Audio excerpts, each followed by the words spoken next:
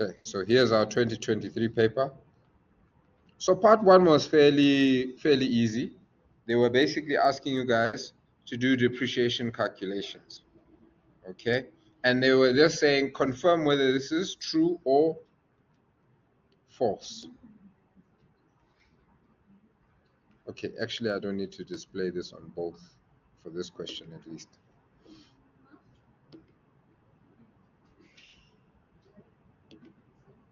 Okay, that's where I can zoom in a little more. So here you can see, okay,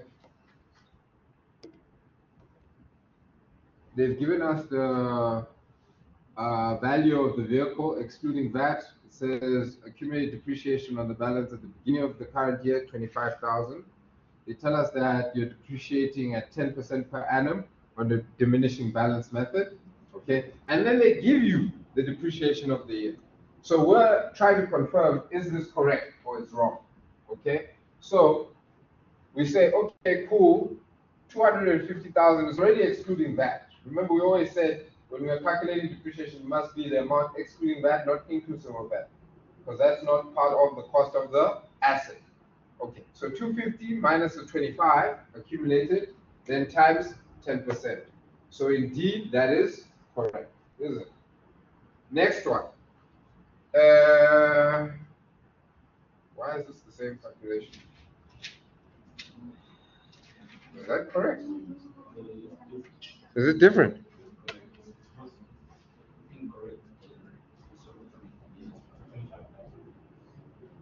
Oh, it's on the straight line this time, isn't it? Okay, sharp.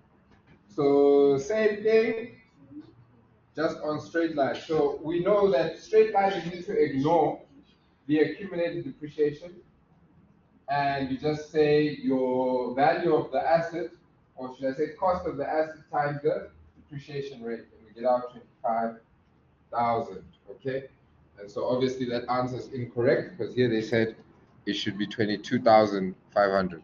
Okay, so there they were trying to test, do you know the difference between reducing balance method and your straight line method? Then the third one, the cost of the vehicle is 75,000, excluding VAT. Accumulated depreciation at the beginning was 0, depreciation 10% per annum using the straight line. Okay, right, and there we see it is correct. Okay, straightforward calculation, 10% of 75,000. Okay, next one. Cost of equipment sold 50,000 excluding VAT. Okay. Accumulated depreciation on the equipment sold at the date of the sale 40,000. Selling price of the equipment was 15,000. Okay, loss on sale of asset. Okay. Right, there's quite a lot that they've thrown at you there. But we know that to calculate whether we made a profit or a loss on the sale, we're basically saying your selling price minus your carrying value. So we know we sold for 15,000. We have to again calculate our carrying value, which is the cost, 50,000, minus your accumulated depreciation, which is the 40,000, so it was 10,000. So we actually sold this thing for a profit, because obviously we sold for 15, but it was worth only 10. Can you see that? So we actually sold it for profit. So obviously this suggested answer is wrong. We did not make a loss on this asset. Okay. Then the last one, they say cost of machinery 60,000 excluding VAT, accumulated depreciation was 30,000, depreciation for the year 10,000. Okay. Carrying value at the end of the year 30,000. Okay, that is actually incorrect. 60,000 accumulated depreciation. Oh yes, because there's depreciation. Okay, so it's 40,000 accumulated depreciation in essence. 40,000 minus the 60,000, you get 20,000. Yes, ma'am. No, you can get straight to, but show the calculations. If they ask you a question like this, we need to see the calculation. If you just give me the answer, you will get your marks. If you make a mistake, it's a nice zero. Let's say we're gonna do the calculation somewhere else, but do not. In that box. Yeah. Yeah, it's fine. So maybe you can do it maybe at the bottom of the page, and then just reference to say A is, and then reference A in wherever the calculation is, where you find the answer. So I know, okay, started with A, then you can run through. Or if I need, basically, if I need to see your working there, I need to go down to wherever it is. Makes sense. Right. So that was first part of question 1. Second part of question 1, again, in your own words, they want you to define the accrual concept. So the fact that this question came in 2021 and 2022 and 2023, I would make sure I know it. It's not a guarantee it will come, but I would make sure I know it. And it makes sense. This is the foundation of learning unit 3 and 4. Depreciation and your adjustments. Okay, so just make sure you're able to define and explain that. Then 1.3, there they were just asking for us to identify these accounts. Okay, so they gave us prepaid expenses, accrued expenses, income received in advance, etc, etc. If I were you guys, I'd take a picture of this and then just share it on the group. If you do not know this, Monday will be very hot. It's gonna be tough for you, okay? It's gonna be tough for you. So please make sure you are happy here. No issues. So I'm not gonna go over this because I'm sure actually by now you should be knowing this. So here, what are they asking? They say, prepare the asset disposal account in the general ledger. This time it's the general ledger, okay? Of the business, reflect the sale of equipment on 31 March 2023. Show all your workings, okay? So what information did they give us? They tell us on 31 March, and let's see, on 31 March, the business sold equipment which was purchased for 60,000 on 1 July. Can you see? This time they gave us the date when we first purchased, on 1 July 2021, okay, for 60,000. Okay. The equipment was sold for 40,000 cash, okay? 40,000 cash over here. That's when we sold. Here we bought. Okay. The business writes off depreciation on equipment 20% per annum using the diminishing balance method. Okay. Remember, we are doing an asset disposal. That's what they've asked us to do in the general ledger. Okay. So before we can do that, we know in our asset disposal, we need to know all the depreciation that has taken place. And this is why I've built this timeline. And so I say from 1st of July 2021 to the next financial year end, to the next financial year end, until we get to the point where we sold. Can you see how I've built the timeline? Okay, so there you can see we have 3 separate periods that we need to calculate depreciation for. And I have then calculated depreciation using the color coding. So A, you can see, is in the same color. So 60,000, there was no accumulated depreciation prior because that was the initial period. 5 over, did I say 5 over 12? Should be 6, yeah. Okay, let's just double check that calculation there. So 0.2 times 60,000. Okay, so I said I said 5 over 12, but I did actually calculate. I did actually calculate for 6 months. But anyway, let me make sure your memo does not confuse anybody. Let's just do that. Okay, right. So we got our initial 6,000 depreciation. Then we say, okay, we know that the second period there's accumulated depreciation. So 60 minus your 6, okay, times it was a full year. So you could even skip this 12 over 12 times 0.20, and then you should have 10,800. Okay, and let me know if you get different figures. Okay, then we have now even more accumulated depreciation in this final financial year that we had the asset for. 60,000 minus 16,800, which I'm getting from adding these two. Okay, right. Then we say, okay, times 3 months this time, times your 20%, and I'm getting 2.160. So the total accumulated depreciation is that 18,960. Everybody happy? Right. So now that we have that, we know that because this is a disposal, at some point I'm going to also need my carrying value. I'm going to need my profit and loss. So I started here. What am I doing?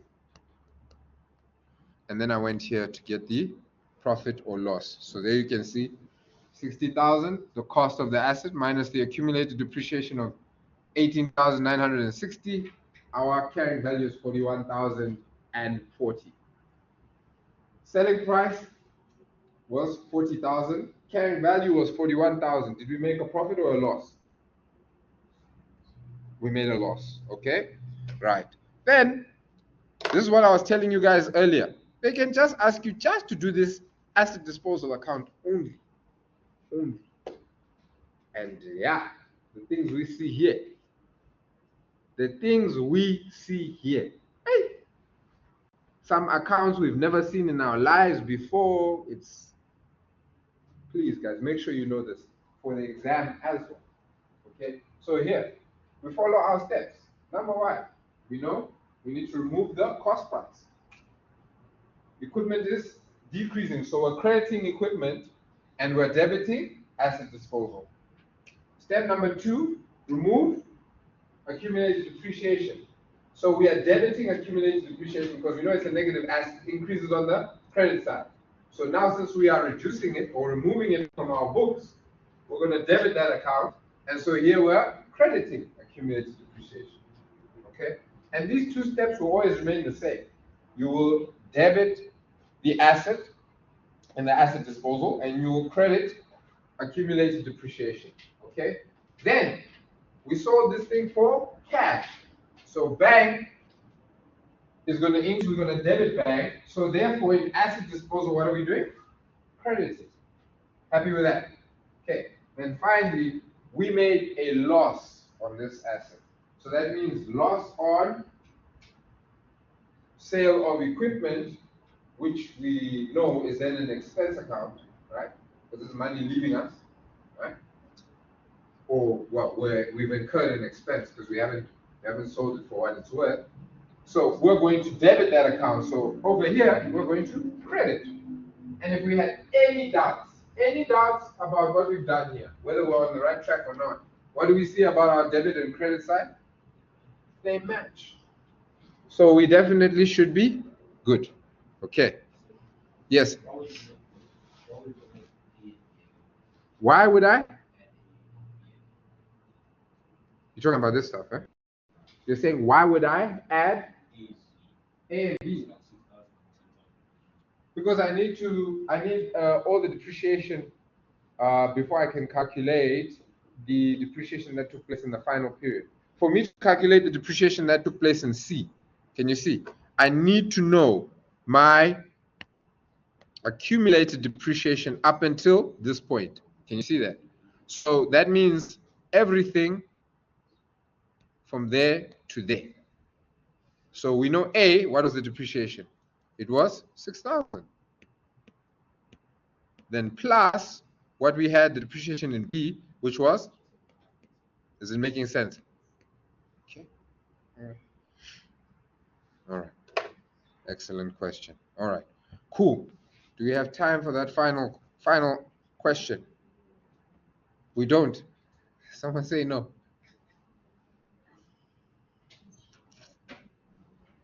So what are they asking us there? Again, it's the same thing. Only thing that's changed is now, instead of asking us for the post-closing trial balance, they're asking us for the financial position, statement of financial position, or your balance sheet. I love to call it the balance sheet. Okay, at 31 August 2022. So, what do? Again, we need to know the format of our balance sheet.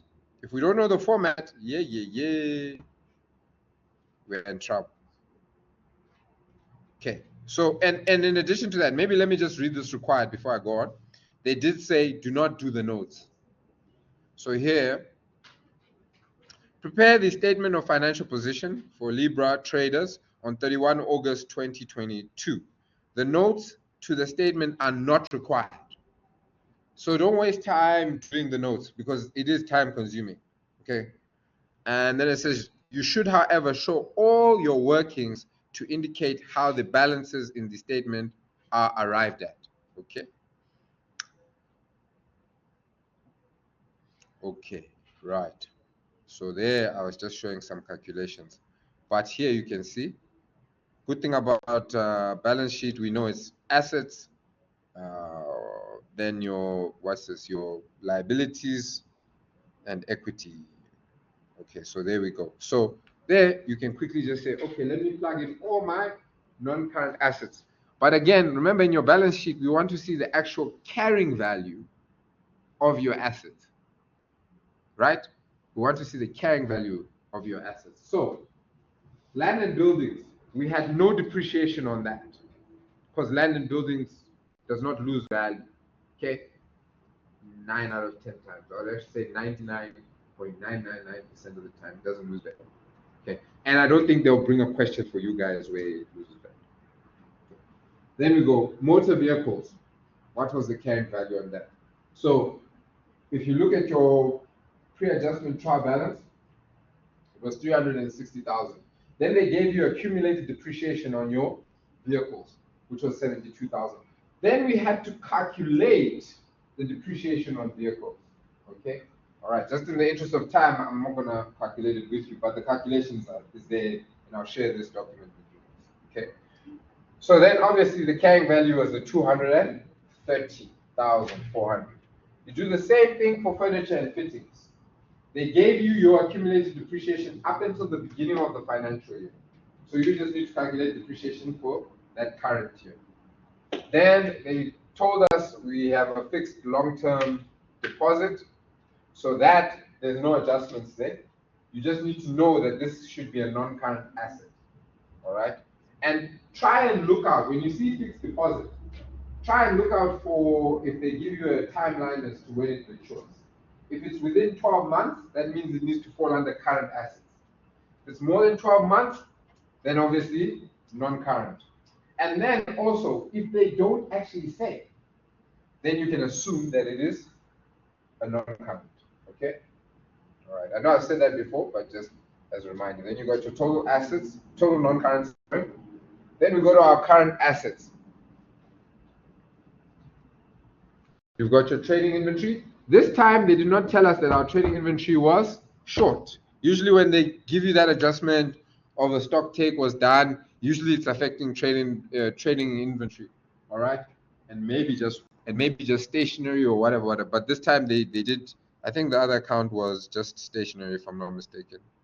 We'll see just now. Okay, but anyway, so where were we? Trading inventory, copy and paste. Petty cash, copy and paste. Cash flow, copy and paste. Debtors, there was an allowance for credit losses,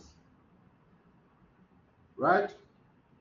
Yes, I think it was an allowance for credit losses. If it wasn't an allowance for credit losses, then let's see.